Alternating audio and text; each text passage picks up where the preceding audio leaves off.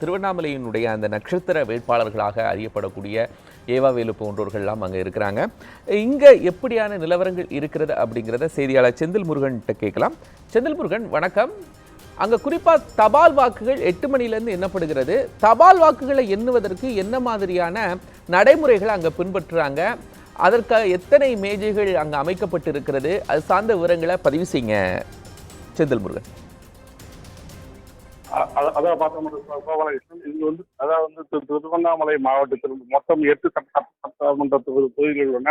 இதில் வந்து சங்கம் வந்து தனித்தொகுதியாக உள்ளது. கலசப்பாக்கம் கீழ்பண்ணாத்தூர்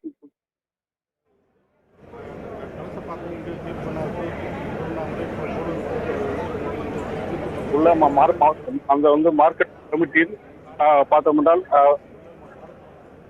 அதாவது மொத்த வாக்குகள் வந்து இந்த வாக்குகளை 14 மேசைகள் அமைத்து 14 மேசைகள் அமைத்து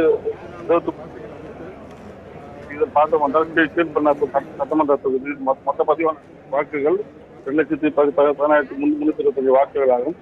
இதுல வந்து 14 மேசைகள் 22 சுற்றுகளாக வாக்குகள் உள்ளனர்.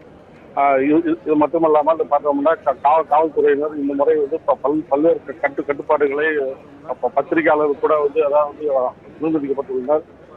இன்று காலை அதாவது தபால் வாக்குகள் வந்து பார்த்தோம்னா ஒரு 8 மணிக்குள் 8 மணிக்கு வந்து தொடங்க உள்ளது. அதன் பிறகு பார்த்தோம்னா இந்த தபால் வாக்குகள் அடுத்து பார்த்தோம்னா மற்ற 8 சட்டமன்ற தொகுதிகளுக்கு உண்டான வாக்குகள் வந்து எண்ணப்படுகிறது. கோபாலகிருஷ்ணன், திருவண்ணாமலையில் 8 தொகுதிகளுக்கான அந்த வாக்கு எண்ணிக்கை இன்று நடைபெற இருக்கிறது. காலை 8 மணிக்கு சுமூகமாக நடைபெற இருக்கிறது. பதட்டமான வாக்கு எண்ணிக்கை மையங்களாக எதுவுமே இல்லை அப்படிங்கிற பல்வேறு தகவல்களை நம்முடைய செய்தியாளர் செந்தில் முருகன் களத்திலிருந்து பதிவு செய்தாங்க.